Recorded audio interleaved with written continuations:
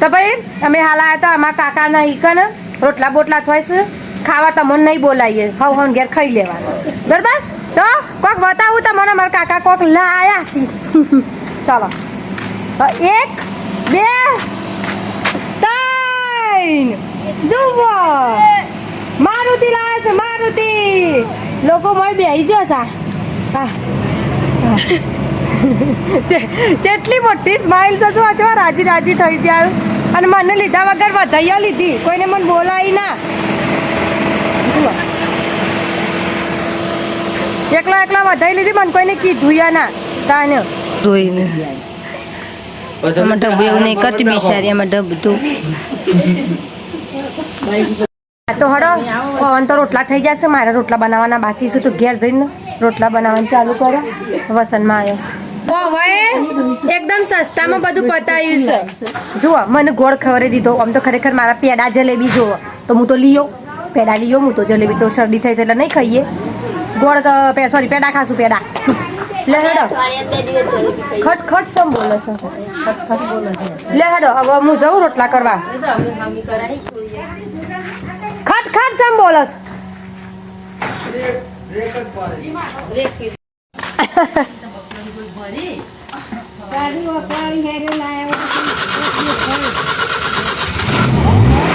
કઈ ચાલુ દઈ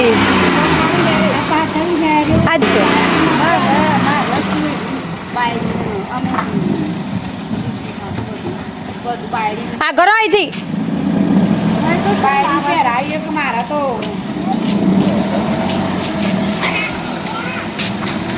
માણસોની સ્માઈલ જોવો છો ને તમે ખાલી આમ રાજી રાજી આ બસ લીધી મેં લે હેડો હવે ઘેર માં ફઈને આવું છે એટલા માટે જમવાનું બનાવવાનું છે મગનું શાક ને રોટલી બસ બીજું કોઈ બનાવવાનું નહીં તો એકન આપણે ફટોફટ રોધી દઈએ ચલો ઓ ભાઈ હું હાલ જાઉં છું લીંબુ લેવા માટે અમારા ફઈને આવ્યા છે કે તે થોડા લીંબુ લઈ જવું હશે તો અમારા લીંબુડીમાં શું થોડા એક હજી લીંબુ તે આ બાજુ થઈને જઈએ જો થોડો એક લીંબુ શું તે હાલ લે થોડા ભરી હાલ લે આપણે લીંબુ પાડ્યો છું ભાઈ બીજો હજી દેશી પાડીએ આ રહ્યો દેશી શું પણ આમ મોસંબી જેવો છે બરાબર એનો સ્વાદ એટલો બધો ના આવે આ તો સેવ પડીશું હોય તો યા તો તો થઈને જ જશું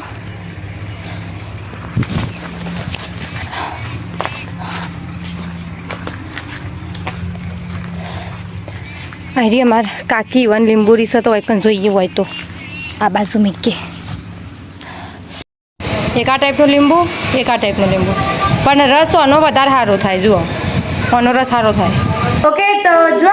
રાત પડી જઈશ અને અમે હાલ બનાવીશું જમવાનું અને આજે તો મારો બ્લોગ કઈ ટાઈપનો છે ને મને ખુદને જ ખબર નહીં અતરંગી બ્લોગ છે ભાઈ હું કર્યું છે આજે મેં થોડું બધું ઉતાર્યું છે કારણ કે ભાઈ મારી તબિયત સારી નહીં એટલા માટે શરદી સખત થઈ જશે ગળ્યું થોડું બેસી ગયું છે તો એના લીધે બ્લોગ બનાવવાની મને કદી મજા નહીં આવી તો તોય આવો કટકા ઉતારી નાખું એક વિડીયો પસંદ બનાવી તો અત્યારે અમે બનાવવાનો છીએ રોટલી અને મસ્ત આઈટમ બનાવવાનું આજે વિચારી છે તો મેં વિચારી પહેલાં અમે લોટ બાંધી દઈએ અને પછી સબ્જી બનાવીએ કારણ કે જે સબ્જી અમે આજે બનાવવાનો છે એનું નામ છે પનીર તો મારો ભાઈ પનીર લાવ્યો છે તો આજે અમે લોકો પનીરનું શાક ખાવાના છીએ જે મારા ભાભી બનાવશે મારા ભાભીનું પનીરનું શાક બનાવતા બહુ મસ્ત આવડે છે ફટોફટ લોટ બાંધી દઉં ઓકે તો પનીર ભુરજી બનાવવા માટે સૌથી પહેલાં આપણે પનીરને આવી રીતે ગ્રેડ કરી લેવાનું છે મતલબ છીણી લેવાનું છે અને બીજી બે વસ્તુ જોશે ડુંગળી અને ટમેટાની પેસ્ટ જે આપણે છે ને પહેલાંથી જ કુકરમાં થોડું મિક્સરમાં કાઢી લેવાની તો હવે આવી રીતે એક કઢાઈ લઈ લેવાની છે અને એમાં આપણે નાખશું 3 ચમચી તેલ કારણ કે પનીર વધારે છે એટલા માટે 3 ચમચી તેલ નાખશું ઓકે હવે નાખી દેવાના છે તેજપત્તા અને સૂકા મરચાં નાખવાના બીજા પણ તમે મસાલા નાખી શકો છો પણ અમે એટલું જ નાખ્યો પછી નાખશું જીરું નાખ્યા પછી એ કમ્પ્લીટ થઈ જાય ને એટલે એમાં નાખશે થોડી એક હિંગ જો આ છે અમારા મસ્ત મજાનો ભાભી હવે એને નાખ્યું છે ડુંગળીની પેસ્ટ આમાં ડુંગળી લીલો મરચો હતો આદુ અને લસણની પેસ્ટ બનાવી હતી તો એને મિક્સ કરી લેવાની છે મસ્ત તેલમાં જ્યાં સુધી હલકી ગોલ્ડન બ્રાઉન ના થાય ને ત્યાં સુધી આપણે એને પકાવવાની છે તો જ્યાં સુધી એ ડુંગળી ચડે છે મતલબ ત્યાં સુધી આપણે મસાલો તૈયાર કરશું અને મસાલામાં એક અમે લીધું છે લાલ મરચું હળદર પાવડર નાખશું થોડું એક અને ધાણા જીરુંનો પાવડર નાખશું 3 ચમચી, કારણ કે ધાણા જીરું પાવડરથી સ્વાદ સારો આવે છે એટલા માટે. અને સ્વાદ અનુસાર તમે લઈ લેજો હવે મીઠું. હા ચાલો, આ બધું બની ગયું. હવે આપણે નાખશું મેન પનીર ભુરજીમાં જે નાખવાનું હોય એ છે ટમેટાની પ્યુરી. મતલબ જે તમે મિક્સરમાં કાઢ્યું હોય ને ટમેટાને એ રીઓમાં નાખી દેવાનું છે અને ત્યાં સુધી પકાવવાનું છે જ્યાં સુધી એનો કલર આખો બદલાઈ ના જાય. મતલબ જે શાક છે ને એનો આખો કલર બદલાઈ જવો જોઈએ. ઓકે, હવે આપણે જે મસાલા તૈયાર કર્યા હતા ને એમાં થોડીક પાણી નાખી દઈશું એટલે એ રહ્યા ગળતા થાય. જુઓ છે ને, આપણા ટમેટા અને ડુંગળીનો જે કલર છે ભાઈ એ બદલાઈ ગયો છે, આખો એકદમ લાલ જેવો થઈ ગયો છે, કારણ કે ભાઈ થોડું મરચું એ નાખવું પડે કે. ચલો, હવે આપણે જે મસાલો પલાળ્યો હતો એ અંદર નાખી દઈશું અને ફરીથી બધું જ મિક્સ કરી દેવાનું અને પાછું થોડી વાર 5-1 મિનિટ એને ચડવા દઈશું આપણે.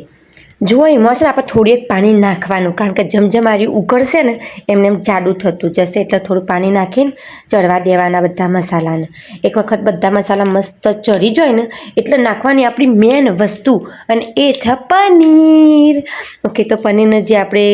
ગ્રેટ કર્યું હતું ને છીણી લીધું હતું એ બધું એમાં નાખી દેવાનું અચ્છલ રીતે. ઓકે, ફરીથી આપણે કરી લઈશું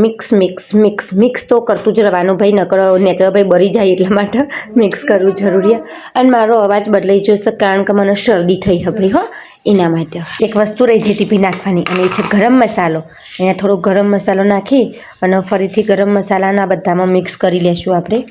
ચાલો, ધાણા ભાજી વગર તો બધું જ શાક અધૂરું છે, તો આપણે એમાં નાખી દઈશું લીલા ધાણા, એકદમ સુગંધીદાર, ઓનાથી શાક સારું આવે ભાઈ એના માટે. તો જો આપણી મસ્ત મજાની સબ્જી તૈયાર છે, લોકો બધો ખાવા બેસી જશે. આ છે મારા 2 ભાઈ,